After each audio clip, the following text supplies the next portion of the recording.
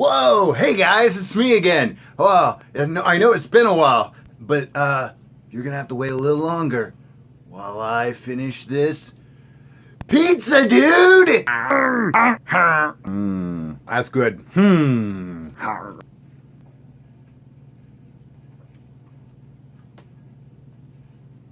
All right, yeah. Did I get it out of the flavor saver? Good. All right, now we can get started. Hey, why pizza to start things off? Well, we've got a new Grawlix episode that we're going to be recording pretty soon, and so in honor of that upcoming episode, I am going to be busting down my favorite Teenage Mutant Ninja Turtles. And without further ado, let's slap a Grawlix on it!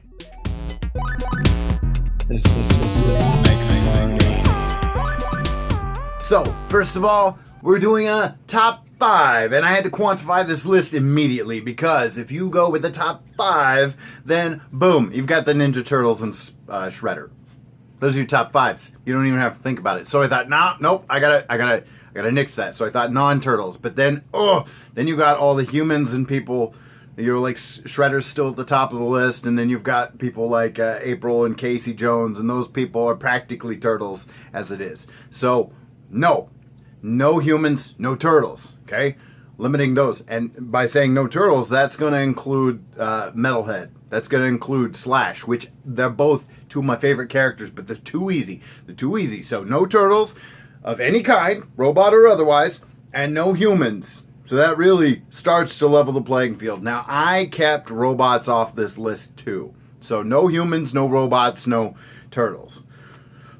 Okay, now that makes it a lot easier for me to do the list, and also pretty difficult to do the list. So, and I'm gonna flub a little bit because I'll give you reasons why. I'll give you reasons when I get there. So here we go. Starting at the bottom of the list at number 5. This is one where I'm going to have a deep cut, and some of you guys are going to go, why is that even on the list? Who's that? I don't even know who that is. Because if you are not a reader of the current IDW comic run of the Teenage Mutant Ninja Turtles, you won't know who Old Hob is.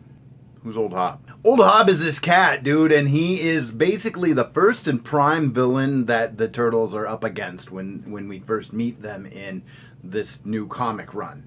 And he was created by the IDW team, which is why nobody's ever heard of him unless you're reading it right now. And I dig him, man, because he's a great bad guy. He's the type of bad guy that you can't really trust.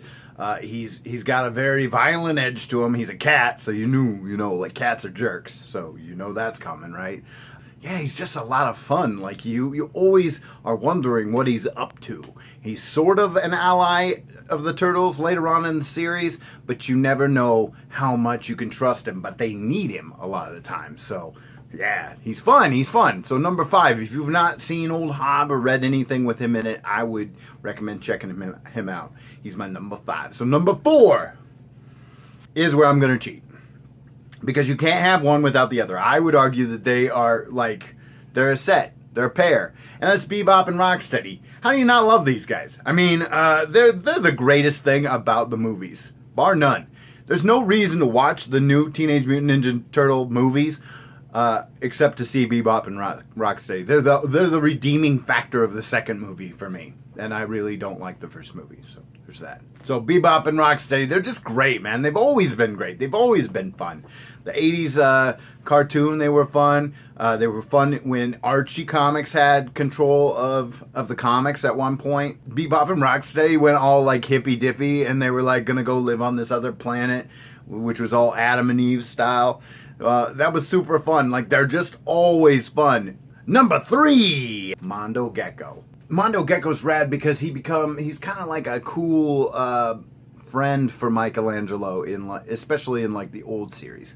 Not as much now, but Mondo Gecko has gone through some changes and stuff, and Mondo Gecko even was like good friends with Raphael for a while in one of the comic series. But anyways, regardless of all that, he's kind of like a punk rock skater lizard, so he's got that teenage vibe that some of the other mutants in the Teenage Mutant Ninja Turtle universe don't necessarily have. And so it's kind of nice that the Turtles are not the only teenagers out there. Number 2, And, you know, like, by all rights, I would love to put this guy number 1. But there's a very good reason why he's not number 1 in my book, okay? And that is because he doesn't need to be in this book. He's got his own book, man. That's right. It's Usagi Yojimbo, okay? So, you know, like in the original 80s Ninja Turtle series, he's just kind of there, right? Samurai Rabbit out there doing cool stuff. But he's got his whole own lore. He's like a crossover character from a totally different universe, really. And so, Usagi doesn't need them. What's my number 1? It's going to be a little anticlimactic, but it's the obvious choice, guys. Splinter. Splinter's just rad, dude. I mean, like, non-turtle, non-robot, non-human, you know? Splinter. And it doesn't matter which version of Splinter. He's just always hardcore, man. Like, whether he's the rat version, where he's just like Hamato Yoshi's pet, which was the original take on it. Or in the cartoon series, where he is Hamato Yoshi, and I don't know why Hamato Yoshi's hanging out in the sewers then, but, you know, like, if he is Hamato Yoshi.